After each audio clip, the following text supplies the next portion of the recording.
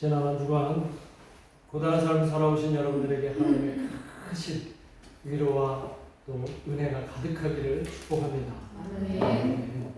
얼굴 보니까 굉장히 좀 생기들이 조금 있으신 것 같아요. 지난 한 주간 어떻게 편안하셨어요? 말씀은 이렇게 환하게 말씀하셔도 또 제가 알지 못하는 여러 가지 걱정과 근심, 염려가 왜 없겠어요? 그렇죠? 그것을 아시는 오늘 주님이 오늘 특별히 가정의 달을 맞은 5월에 또 오늘 어버이 주일과 어린이 주일을 맞이하여 여러분들의 마음을 헤아리고 또 여러분들 마음을 따뜻하게 만져주실 줄 믿습니다. 오늘 말씀의 제목은 그리스도인의 가정입니다. 그리스도인의 가정은 일반 세상 사람들의 가정과는 분명히 달라야 되겠죠. 우리 하나님은 특별히 그리스도인의 가정이 행복하기를 원하십니다. 대답이 없으시네요. 그리스도인의 가정이 행복하기를 진정으로 원하십니다. 그리스도인의 가정의 행복은 특별히 그래서 세상이 바라는 행복과는 차이가 있게 됩니다. 세상에서는 행복의 기준이 물질적인 행복 혹은 감각적인 행복을 중요하게 여길지 모르지만 우리 그리스도인은 그런 물질보다는 서로의 관계를 통해서 감각보다는 깊은 영성에서 나오는 행복을 추구하는 줄 믿습니다. 그래서 피상적인 욕망이 아니라 우리 그리스도인의 행복은 차원 높은 행복을 우리는 바라고 또 추구하는 것이죠. 역설적이게도 그리스도인의 진정한 행복, 그리스도인 가정의 진정한 행복은 우리의 욕심과 욕망을 내려놓는 데서 시작된다는 거예요. 그래서 예수님께서도 그렇게 말씀하셨습니다. 마태복음 6장 31절과 32절에서 이렇게 제자들과 또 많은 사람들에게 말씀하셨죠. 한번 같이 읽어보겠습니다. 시작. 그러므로 염려하여 이르기를 무엇을 먹을까, 무엇을 마실까, 무엇을 입을까 하지 말라. 이는 다 이방인들이 구하는 것이라. 너희 하늘 아버지께서 이 모든 것이 너희에게 있어야 할 줄을 아시느니라. 아멘. 그리스도인 가정의 행복, 또 그리스도인의 행복은 세상 사람들이 구하는 방식이 아니라 하나님이 원하시는 방식, 하나님의 방식으로 온다는 것을 오늘 어린이 주일과 어버이 주일을 맞은 우리에게 알려주시는 것임을 여러분 꼭 기억하시기를 주님의 이름으로 축원합니다. 아멘. 여러분 가와만사성이라는 말 있잖아요. 예전부터 많이 잘 알고 가와만사성이라는 뜻이 뭐예요? 가정이 화목하면 모든 일이 풀린다. 이런 잘 풀린다. 이게 세상 사람들도 다 아는 얘기예요. 가와만사. 그러니까 가정이 평안하고 가정이 행복해야 모든 일이 다 잘 된다는 거예요. 뭐 우리가 뉴스에 보면은 이 가족 문제가 가정 문제가 원활하지 못해서 행복하지 못해서 큰 문제로 불거지는 사례가 얼마나 많아요. 정치인들도 그렇고 또 기타 많은 유명한 사람들도 그렇잖아요. 그런데 문제는 이 화목한 가정, 행복한 가정은 돈으로 살 수가 없다는 거죠. 그리고 빌려올 수도 없다는 겁니다. 그리스도인의 가정 또한 마찬가지죠. 행복한 가정은 가족 구성원이 예수 그리스도 안에서 하나님의 뜻을 이해하고 서로 실천할 때 가능한 게 바로 그리스도인 가정의 행복이라는 거예요. 그래서 이 사실을 제가 오늘 여러분에게 처음으로 얘기하는 게 아니라 2000년 전에 초기 그리스도 공동체 안에서 골로새 교회 안에서 그 누군가 그들에게 알려주는 겁니다. 그 말씀이 오늘 본문의 내용이에요. 그래서 함께 나눠보려고 합니다. 그리스도인 가정의 행복, 첫 번째로는 서로 존중할 때 가능하다고 오늘 본문이 이야기해요. 어떻게 할 때 가능하다고요? 가족끼리 서로 존중할 때 가능하다는 거예요. 근데 가만 보면 다른 사람들한테는 남들한테는 너무 친절하게 잘하는데 가족들한테는 참 잘 하기가 쉽지가 않은 그런 모습이 많은 것 같아요. 왜 그럴까요? 남들한테는 너무 친절해요. 남들한테는 너무 잘해요. 그런데 집에만 오면 갑자기 돌변해서 가족들한테는 잘 하지를 못합니다. 왜 그럴까요? 어느 심리학자가 말하는데요. 그거는 가족을 나와 동일시하기 때문입니다. 가족은 이미 형성된 어떤 나와의 관계 속에서 공동체라는데 이 가족들을 다른 사람들이 아니라 나와 동일시한다는 거예요. 이 얘기는 다른 사람은 내가 아니기 때문에 조심스럽게 하지만 가족은 나와 동일시하기 때문에 가족에게까지 가족이 난데 뭐 굳이 내가 나한테 그렇게 조심스럽게 할 이유가 있나? 이래서 가족들한테는 막 대하거나 조심스럽게 대하지 않아도 된다는 그런 것들이 의식에 자리하고 있다는 거예요. 그래서 가족을 존중하지 못하는 이유가 그렇게 있다는 거예요. 그런데 이거는 기독교의 원리로 볼 때는 절대 맞지 않는 그런 모습이라는 겁니다. 창세기에 보면 하나님이 사람을 만들 때 누구의 형상으로 만드셨어요? 하나님의 형상으로 만들었어요. 사람을 만들 때는 아담의 그 자신의 모습으로 만든 게 아니라 하나님의 형상으로 만들었어요. 그렇다면 사람을 하나님의 형상으로 만들었다는 것은 거기에서 파생된 모든 사람들이 다 하나님의 형상을 담고 있다는 거예요. 그러니까 가족 안에서도 가족 구성원들이 다 누구의 형상을 닮은 거예요? 하나님의 형상을 닮은 거예요. 내 형상을 닮은 게 아니라 하나님의 형상을 닮아있기 때문에 이 가족들은 내 마음대로 해도 된다, 나와 동일시해도 된다, 이런 생각을 가지고서 그들을 대할 수 없다는 거예요. 그래서 부모와 자식, 그리고 남편과 아내, 그리고 형제와 자매, 그 모두는 하나님의 형상으로 각각 지음받은 독립적인 인격체라고 하는 사실을 이 기독교 원리에서 아주 성경 출발할 때부터 그렇게 사람을 규정해 놓으신 겁니다.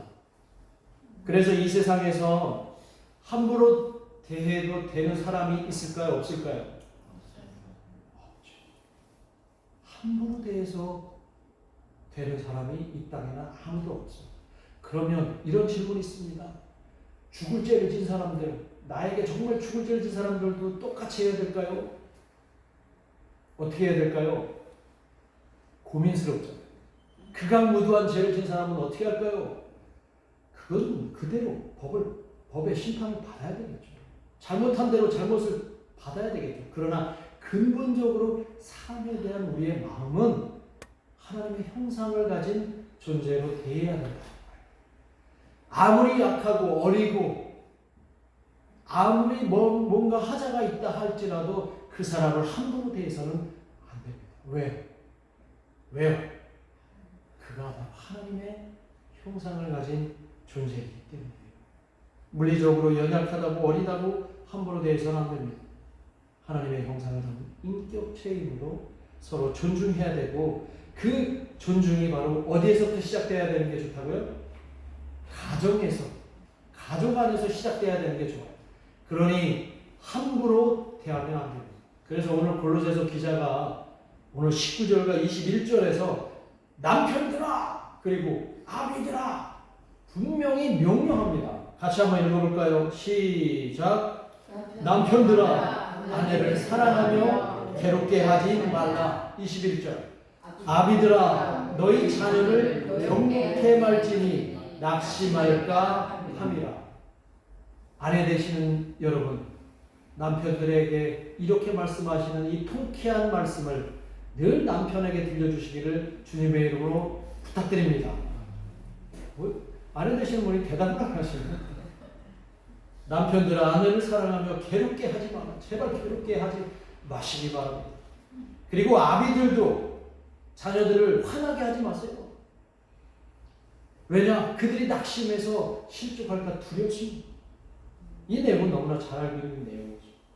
아버지와 남편에게 부탁한 절대 아내를 또 자녀를 함부로 대하지 마라. 이 얘기는 다른 말로 말하면 존중하며 사랑하는 마음으로 대해야 하는 겁니다. 근데 목사는 왜 갑자기 남편과 아비를 먼저 얘기했을까요?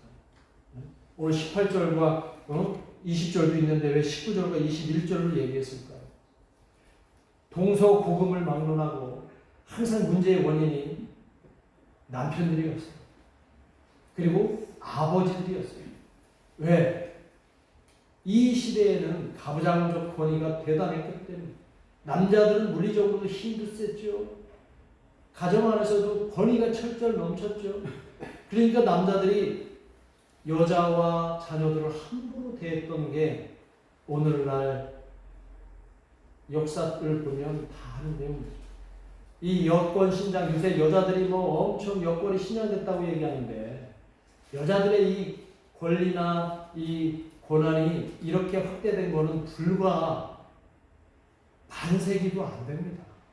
그 이전까지는 여자들은 거의 인간 취급을 못 받을 정도로 힘들게 살아왔어요. 자녀들은 말할 것도 없죠. 그렇게 힘들게 살아온 존재들이기 때문에 제가 우리 아내된 분들이 기분 좋으라고 먼저 남편들과 아비에 대한 얘기를 이렇게 했습니다. 그러면 아내된 사람들은 또 여자들은 우리는 피해자야. 우리는 맨날 힘들었으니까 우리 앞에 남편들이나 아비들이 이 말씀에 100% 적용받아야 돼라고 생각하시면 오산입니다. 오늘 18절과 20절에 있는 말씀을 보면 아내와 자녀들도 남편과 아비를 존중해야 된다고 오늘 분명히 얘기하고 있습니다. 자, 18절 말씀 한번 같이 읽어볼게요. 시작. 아내들아 남편에게 복종하라. 이는 주 안에서 마땅하니라. 아내들아 뭐라고 그러는 거예요? 남편에게 뭐랍니까? 복종 잘하고 계세요? 네, 잘하고 있어요? 거짓말을 막 설교 시간에 막 하네요. 자, 20절 말씀을 한번 같이 읽어봅니다. 시작. 자녀들아 모든 일에 부모에게 순종하라. 이는 주 안에서 기쁘게 하는 것입니다. 자, 아내들은 남편에게 뭐 해야 됩니까? 복종하라는 거예요. 근데 요즘 시대 언어로서는 조금 귀에 거슬립니다. 지금 시대가 어느 때인데 남편한테 아내가 복종하는. 그 다음에 자녀들 보고는 뭐라고 얘기해요? 부모에게 순종하라. 너무 꼰대스러운 철진한 단어가 아닌가 싶어요. 근데 이 성경이 번역될 당시에는 우리나라에서 번역될 당시에는 그때 분위기가 다소 가부장적인 그런 문화가 있었어요. 그래서 아마 그런 영향을 받아서 이렇게 번역을 했는데 진짜 그렇게 이런 의미일까라고 해서 제가 원어를 찾아봤어요. 궁금하면 못 찾거든요.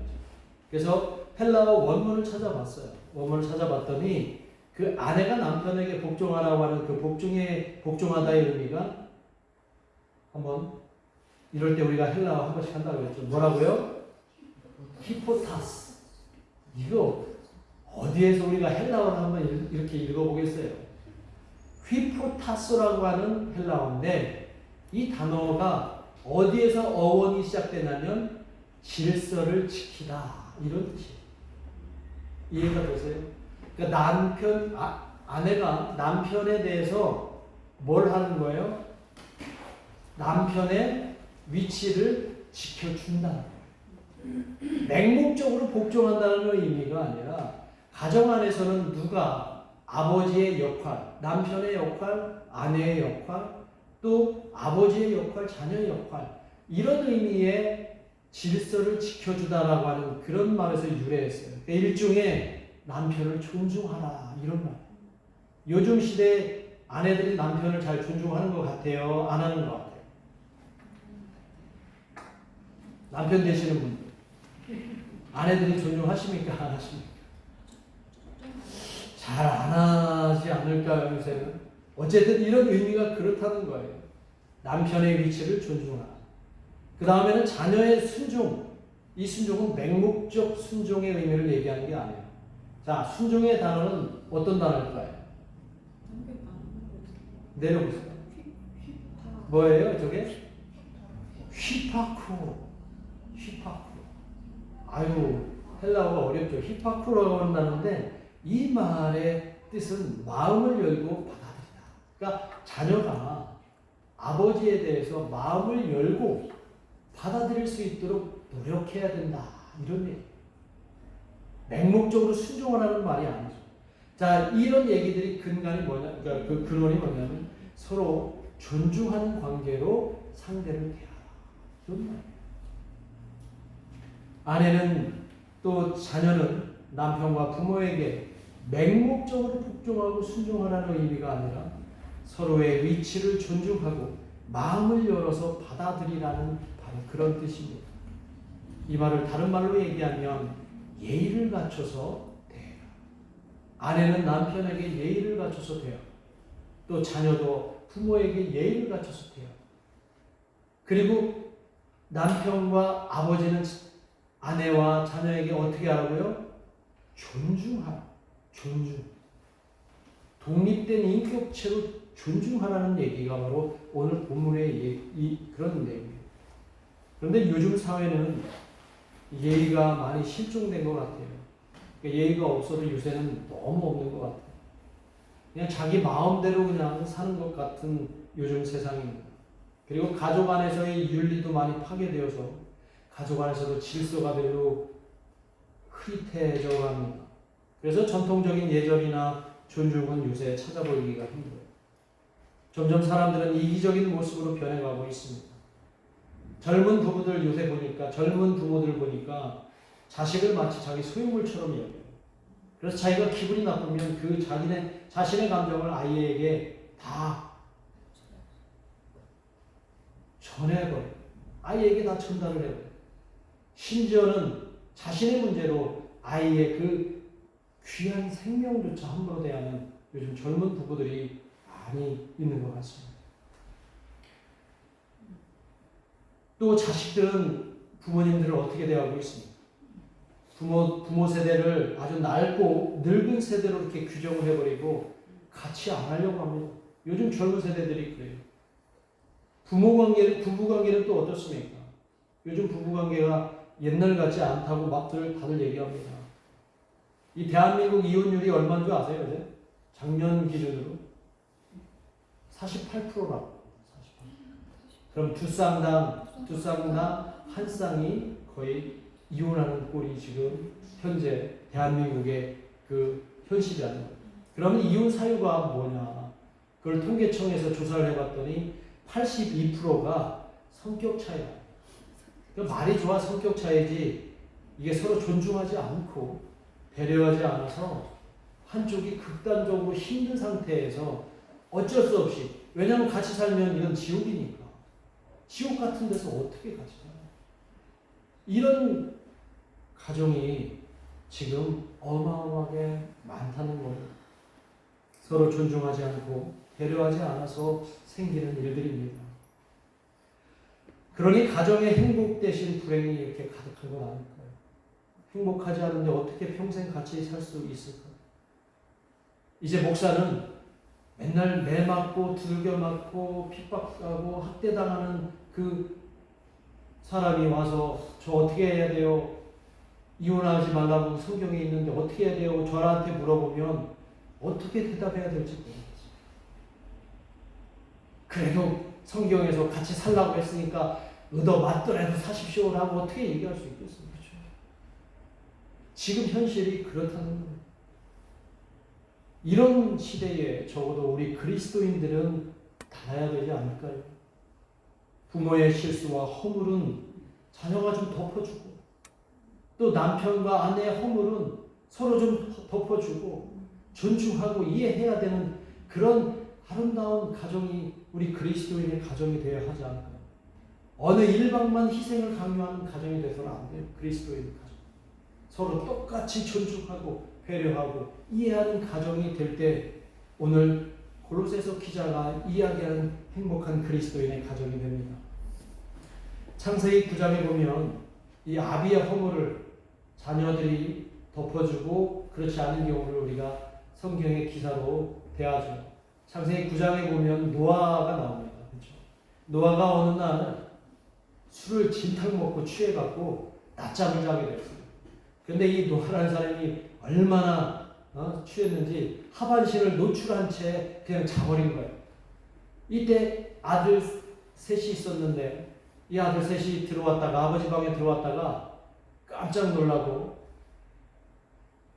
함이라고 하는 아들은 어떻게 아버지가 그냥 다 노출하고 그냥 그렇게 술 취하고 잘 수 있냐라고 해서 그냥 발설을 하는 아들이 있었고, 또 누가 있었어요? 두 번째 아들, 세 번째 아들 셈과 야벳은 조용히 뒤돌아서서 아버지의 하체를 이불로 덮어주고 허물을 덮어주고 나오는 그런 장면이 나와요.